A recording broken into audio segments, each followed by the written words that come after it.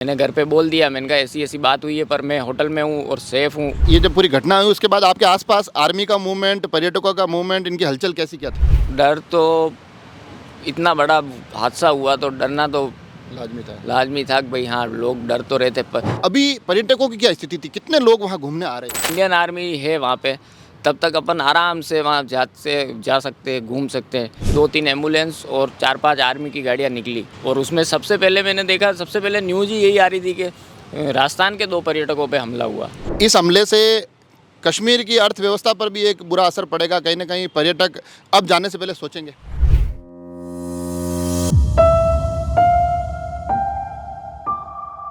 जम्मू कश्मीर के पहलगांव का वो घटनाक्रम, वो आतंकी हमला जिससे पूरा देश पीड़ा में है, उस पीड़ा को, उस परिदृश्य को हमने सबने महसूस किया। वहाँ से जुड़ी तमाम खबरें भी आप तक पहुँच रही है।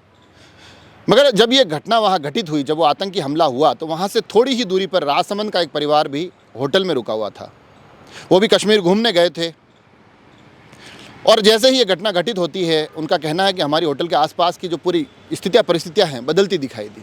क्या कुछ वहाँ हुआ, सीधा उनसे ही जानते हैं। अभी हमारे साथ सानिध्य पालीवाल है।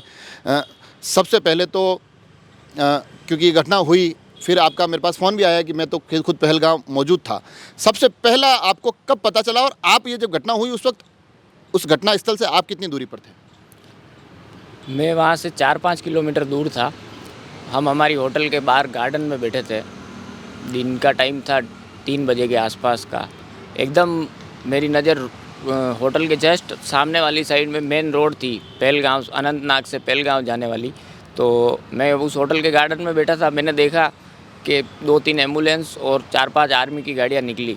तो मेरे पास में होटल के मैनेजर बैठे थे। मैंने उनको पूछा, मैंने कहा यार आगे कोई एक्सीडेंट हुआ क्या? ये आर्मी की गाड़ियाँ भी जा रही है और एम्बुलेंस भी जा रही है। तो उन्होंने कहा नहीं, ऐसा नॉर्मल यहाँ चलता रहता है, गाड़ी आती जाती है। तो मैंने कहा ठीक है। आधा मिनट 1 मिनट बाद आर्मी की और गाड़ी आई।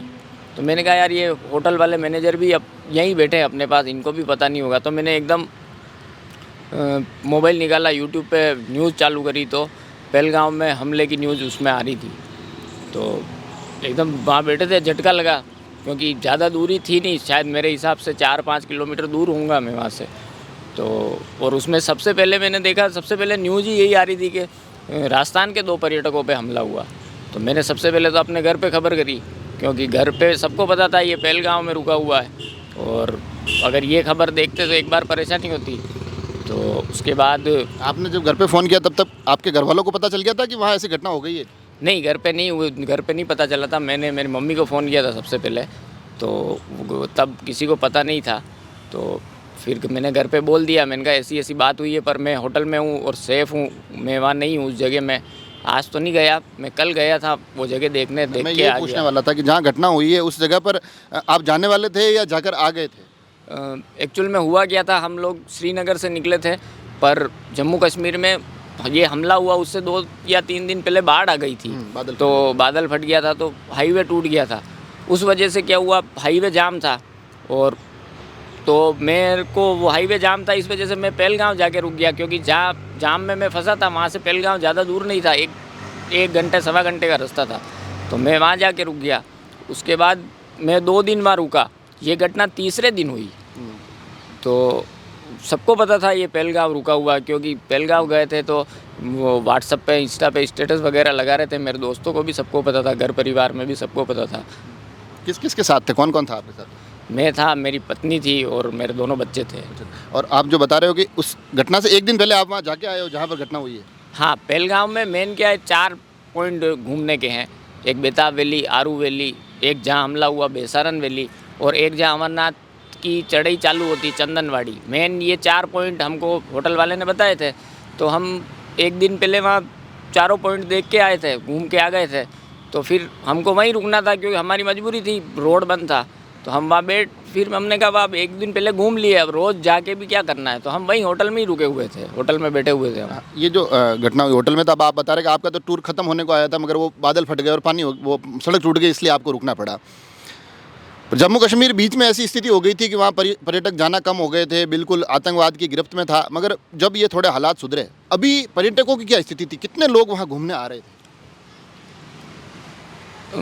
अपन इंडियन आर्मी की वजह से, जो इंडियन आर्मी वहाँ लोगों को भरोसा है, और मैंने तो इस टूर में देखा है सही में इंडियन आर्मी है वहाँ पे, तब तक अपन आराम से वहाँ जा सकते हैं, घूम सकते हैं। ठीक है, ये हादसा हो गया है, कहीं चूक हो गई होगी इसलिए ये हादसा हो गया, बाकी इंडियन आर्मी वहाँ खड़ी रहती है और उनकी वजह से, और पर्यटक खूब थे वहाँ पे, पर्यटकों में कोई कमी नहीं थी। मैं श्रीनगर गया, सोनमर्ग गया, मैं वैष्णो देवी गया, उसके बाद मैं पहलगाम गया, सब जगह पर्यटक फुल थे, होटलें फुल थी, खूब भीड़ थी, सब जगह खूब भीड़ थी। ये जब पूरी घटना हुई उसके बाद आपके आसपास आर्मी का मूवमेंट, पर्यटकों का मूवमेंट, इनकी हलचल कैसी क्या थी?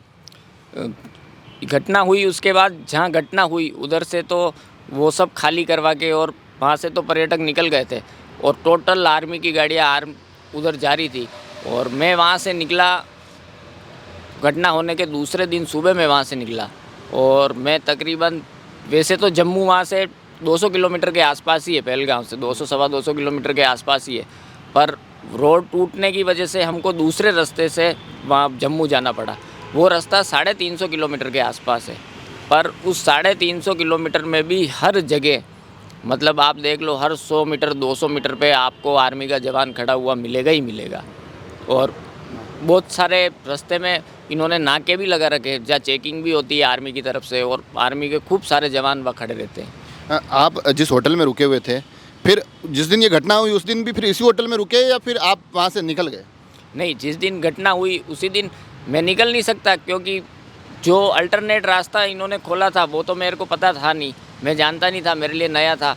ये जम्मू वाला हाईवे तो मैं उधर से ही आया था श्रीनगर साइड में, और वापस जाना, और 4 लाइन था और हाईवे, तो उसमें कोई दिक्कत थी नहीं। तो मैं उस दिन, जिस दिन हमला हुआ उस दिन मैं वहीं रुका हुआ था। वहीं रुके हुए थे, तो वहाँ पर फिर क्या माहौल था? डर तो लग रहा होगा आसपास के लोगों को कि हमारे यहाँ से 3-4 किलोमीटर दूर इतनी बड़ी घटना हो गई है, कहीं यहाँ कोई अनहोनी ना हो जाए? डर तो, इतना बड़ा हादसा हुआ तो डरना तो लाजमी था कि भाई हाँ, लोग डर तो रहे थे, पर लोकल लोगों का तो अपने को पता नहीं, पर हाँ जो पर्यटक थे उनके मन में तो कहीं ना कहीं डर था। मैं भी डरा हुआ था, तो अब दूसरे भी डरे हुए ही होंगे। और एक जो विषय इसमें, आपकी होटल में उस पूरे घटना स्थल से कोई जुड़ा हुआ व्यक्ति रुका हुआ था, कोई परिवार रुका हुआ था, ऐसा कुछ किसी से बात हुई हो? हाँ, एक गुजरात साइड का परिवार था, वो आया था।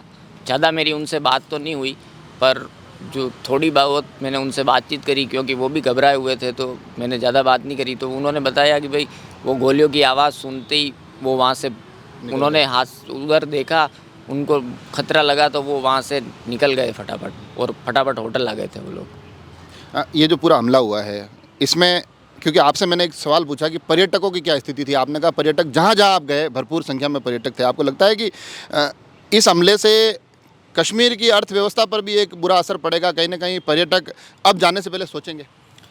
बिल्कुल पड़ेगा, क्योंकि एक इस हादसे के बाद लोगों के मन में एक डर आ गया। हो सकता है मैं भी एक आध दिन और कहीं घूम के आता, पर मेरे को यूँ लगा नहीं, मेरा परिवार साथ है और मेरे को यहाँ से सेफ निकल जाना चाहिए फटाफट, तो मैं वहाँ से निकल गया।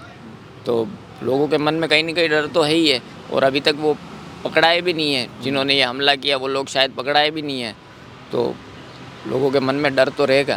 तो ये देखिए आप, जो वहाँ से पूरी चीज़ें निकल कर आई और ये इन चीज़ों के बीच में थे, अपने परिवार के साथ थे, हालांकि खुशकिस्मत है कि सकुशल पुनः अपने घर पे लौटे हैं, मगर इस बीच ये जब हादसे होते हैं तो कहीं ना कहीं एक डर, एक दहशत हर एक मन तक पहुंचती है। इसका शिकार कोई भी हो सकता है। कहीं ना कहीं सुरक्षा में चूक की बात कही जा रही है, सरकार को उसको भी स्वीकार करना पड़ेगा। कहीं ना कहीं ये चीज़ें जिस तरह से हो रही है, तो वहाँ पर जो जम्मू कश्मीर के स्थानीय लोग हैं उनको भी मुखर होकर इसके खिलाफ बोलना पड़ेगा, और कहीं ना कहीं सरकार को भी यहाँ से एक कड़ी कार्रवाई के साथ ये संदेश देना पड़ेगा कि इन चीज़ों को सहा नहीं जाएगा। जुड़े रहे राजसमंद एक्सप्रेस से, धन्यवाद।